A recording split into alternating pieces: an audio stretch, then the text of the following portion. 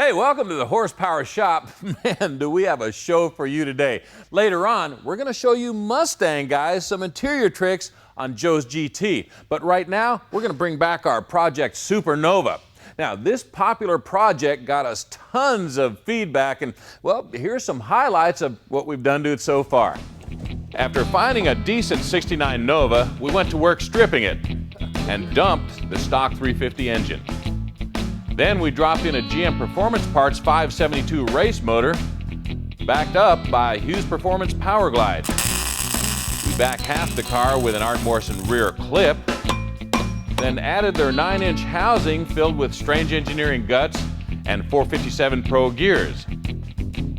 Later, we added a full roll cage, also from Art Morrison, and got to work on the wiring with a kit from Painless Performance.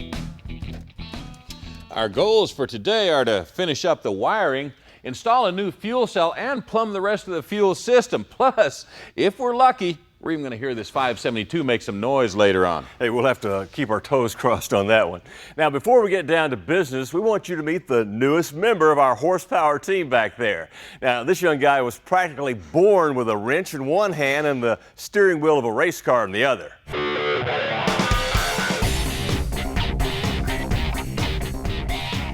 Mike Galley grew up in the circle track pits of Florida, helping crew for his dad, who races in sportsman and late model classes.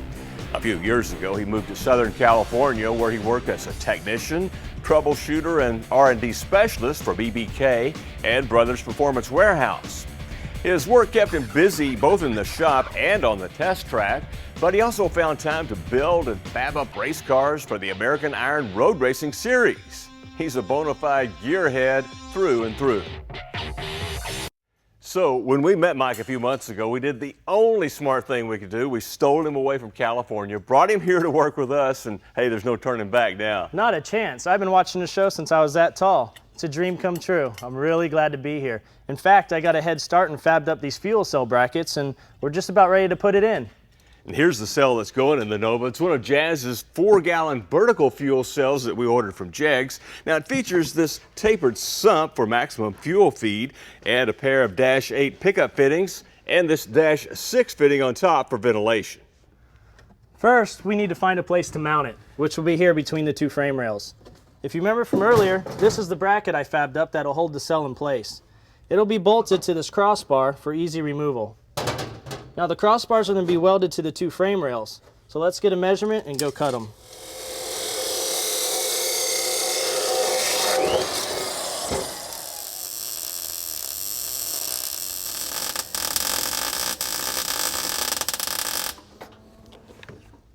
Now, with the crossbars in place, this is how it all goes together. This piece bolts to the main bracket, which holds the fuel cell securely. That'll drop down onto the crossbars.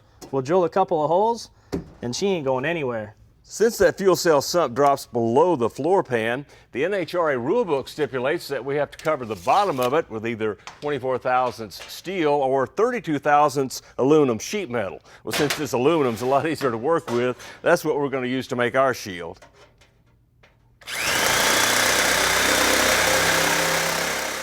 Next, we need to connect a ground strap from the filler cap down to the frame, then attach the shield to the mounting bracket. Now it's time to mount the fuel pump. It needs to be close to the cell since it's more efficient pushing the fuel than pulling it. This is the one we're going to use. It's the Mallory comp pump that flows up to 250 gallons per hour. That should be more than enough to feed our 572, but every fuel system needs a filter, and well, this is what I found in the Mallory parts catalog. It's machined from billet aluminum and uses a replaceable stainless micron element just like this. But here's the coolest part. It screws right onto the inlet port so it catches the trash before it damages the pump. We're going to mount the fuel pump on the bottom of the driver's side frame rail, then connect the sump to the pump, and wire it into the painless harness. While we're still working back here, let's go ahead and mount our battery box. Now, that's going to do a couple of things for us. First of all, putting the battery back here is going to put some extra weight right where it's going to do the most good. And second of all, it's going to make hooking up our master power switch a lot easier. Now, I've already done some work back here. I've welded in a couple of supports here to our crossbars. Now, let me show you how this whole deal is going to go together. We attach the box to our support bars using this 3/8 hardware here that's mandated by the rule book. Now, this cable will attach to the positive terminal of the battery and then run on over here to our master power switch. This long cable, it goes from the other side of that master power switch on up to the front of the engine compartment. Now, once we get the car in the air, we can go ahead and run the cable and our fuel lines. Our fuel lines and battery cable are both headed to the same place, so we're going to run them in a parallel direction here. Now, to keep them from chafing one another, though, we're using these insulated clamps to keep them separated. You also want to make sure you get plenty of clearance around any moving suspension parts, rotating objects, and of course, keep it away from excessive heat as well. You'll notice we're running 2 fuel lines under here, and by the way, these are Russell lines and fittings we're using on the Nova. One of those lines is a return that runs from the regulator back to the fuel cell, and what that does is give excess fuel an escape path. Keeps the fuel pump cooler and helps it last longer. Well, you keep your cool, keep your seat. There's more Project Nova ahead. Thinking about a quick inside makeover for your ride? Well, we've got you covered with a slick way to cover your seats later here in the show.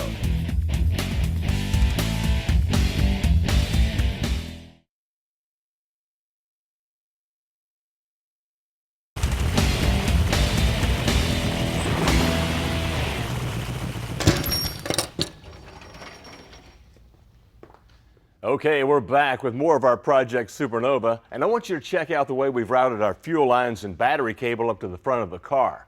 Brings to mind an important safety tip. You see, there's separation here for a good reason. Otherwise, this rough braided steel could chafe against the battery cable, cause a spark, and, well, you guessed it, a big nasty fuel fire. Now, that's what I call a hot tip. Of course, while we've got the Nova here in the air, we're still going to take care of another piece of unfinished business. We're going to measure for the drive shaft. Now, most shops prefer this method. Take the tape and we measure from the back of the tail shaft housing all the way there to the center line of the yoke on the rear end. What do you got there, Mike? Looks like about 55.5 inches. Okay, I'll call that in while you guys get the car down on the ground. Now, here's one thing to remember. Not all drive shaft shops use this method of measurement, so before you order one, call your shop and see which way they prefer. Well, we finally get to do some work up in the engine compartment of our Supernova, and we're going to start with this billet fuel regulator that we got from Mallory. Now, check this out. It's a 5-port design, so it'll work with multiple carb setups, and it's even got a bypass down here in case we decide to go with fuel injection later on. Now, up here is a fuel adjustment, and the pressure is adjustable from 5 to 18 psi. And believe it or not, this thing is capable of flowing up to 500 gallons per hour, which makes it a perfect match for our pump. Now, here's something else that you guys with turbos and superchargers are going to like. This little port right here is a vacuum boost compensation port, and what it does is allow this thing to provide a full flow of fuel even at wide open throttle. Hey, what do you think about that? That is a trick piece, and I found just the place to mount it, I think. Right here on this forward strut tube. Now, all I have to do is reshape this mounting bracket to follow the contour of the tube here, and this thing will bolt right up. Of course, we want to mount it as close to the carburetor as possible, but away from header heat. Then connect the fuel pump line to the inlet port of the regulator. Then we'll use the bypass port for our return line. And from the 2 outlet ports, we go up to the carburetor. Well, with the fuel system completed, we can go ahead and turn our attention right back here to the electrical system again. Now, if you recall, this main red cable runs all the way from the master power switch to the main terminal on the starter, plus I've added this ground cable here that attaches down here to the frame. Now, with all that work done, I guess we're ready for the battery. We're going to use a 16-volt turbo start battery from Newcastle. Now, with 16 volts, our ignition is going to have a lot of pop, and our other accessories like the starter and cooling fans are going to run a lot more efficiently too. Now, we're just going to drop this thing in here like that. The battery is held in place with this retainer bar. Then we install some grommets on the cables and slide them into place. After connecting the cables to the battery, we can go ahead and drop the lid on and secure it with some wing nuts. Finally, we're going to attach this vent hose to the fitting that's on the side of the box. And of course, you want to route that hose outside the trunk so those battery vapors escape into the atmosphere and not inside the car. Well, we made some major progress today, but that's all the time we've allotted for our Nova. Stay tuned for some serious seat surgery on our Project Nightmare.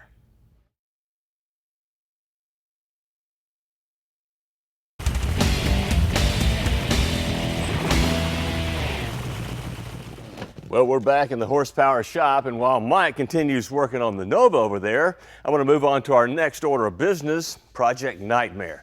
You know, we've done a lot to pump up the performance and appearance of this 96 GT, but as with any car with a drop top and leather seats, this one's got a problem. In fact, my seats have got more cracks than you'd find at a plumber's convention, and well, even a hole or two. So, what are the options? Factory replacement seats? Kind of pricey and kind of boring. What about custom upholstery work? Well, now you're talking really big bucks, but I got a better idea. A company called CATScan uses high-tech automation to create leather seat covers for just about any popular ride on the road. In fact, you can choose from about 74 different colors and about 10,000 different combinations. Let me show you what we came up with for the Mustang. Black, of course. Check out this carbon fiber leather insert. Now here's another nice touch, red stitching all the way around, but the crowning glory has to be our Project Nightmare logo with the full moon and contour of the car. This is going to be cool. Of course, as always, the first step is to remove all the bolts, disconnect the electrical hookup, and remove the seat. Now, a lot of you might have an upholstery shop do this work for you, particularly if you have a 93 through 97 Mustang, because these are kind of tricky. But with a little patience and a little time, you can pull it off. After separating the back and the seat bottom, remove the mounting bracket and track. Then remove the 4 plastic fasteners holding the cover to the core.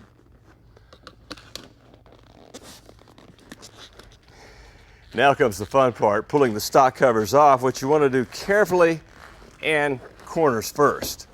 Now you're probably going to pull some foam up along the way, which is okay. You can always add some more later if you need to.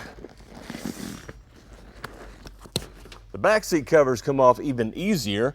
That is after you remove the hog rings that hold them in place. Now with all the seats bare, we can lay down some of this high temp contact cement and make sure you get down into all these seams here and let it dry for a couple of minutes. And now with the new seat cover turned inside out and some contact cement on it too, we can pull it down over the foam.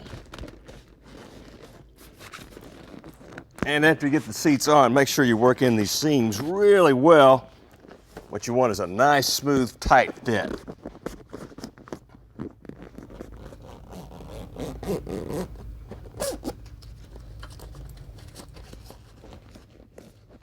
Now check this out.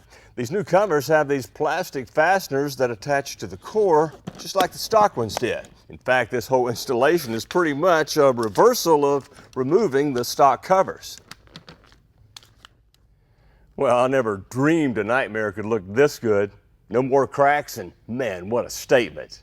By the way, a basic CATScan kit's going to set you back about $700 and take you about 4 hours to install if it's your first time. Well, we've got time for more horsepower right after the break. Stay with us.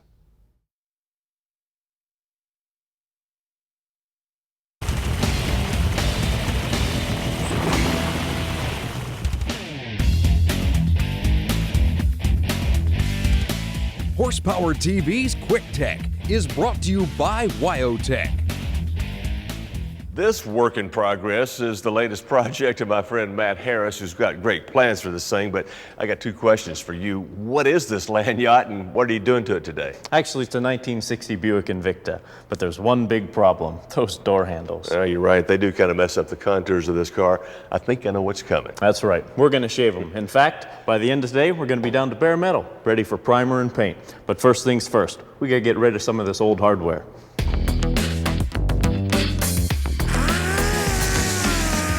With the handles out of the way, I use the DA to remove the primer around the handle mounting holes. Then I use the plasma cutter to cut away the old mounting surface of the handle. After that, I need to remove the slag with a die grinder using a carbide bit.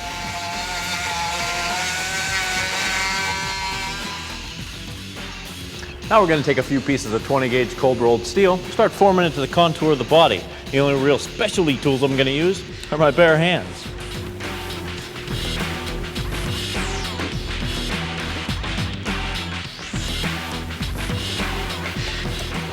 After getting the shape I want, I cut off the excess with the beverly shear.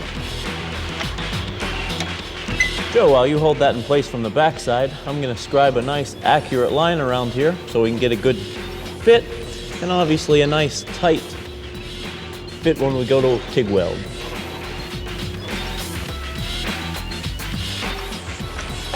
I use the beverly shear again to get a rough cut within about 1/8 of an inch of our scribe line. Then a pair of hand shears to cut right on the scribe line. I like to use a piece of masking tape to keep the panel from falling. That keeps it aligned while I tack weld it in place. Next, I complete the weld about 1 inch at a time to keep the metal from distorting too much.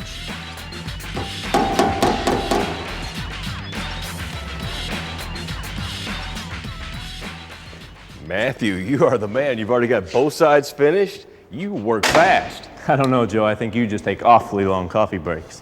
What do you think? Oh, I think it looks perfect. I mean, it's all smooth and ready for primer and paint, but you're not finished. You got to show us now how you plan to get inside this big bad Buick. I don't know, Joe. I think it's time for my coffee break now.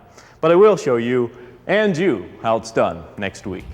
Well, you Mustang guys will want to check out the first aftermarket valve covers for your late model V6 and V8 Mustangs. They come from BBK and they're cast from lightweight aluminum and available in either this titanium powder coat version or hand polished chrome. Of course, they come in a kit with gaskets and all the hardware you need to install them. All you need to get them is, well, $250 for this version, $350 for the chrome. Hey, Mike, good job on your first weekend with Horsepower. Thanks, Joe. But you guys ain't seen nothing yet. We've got some cool projects for you down the road. We'll see you next week.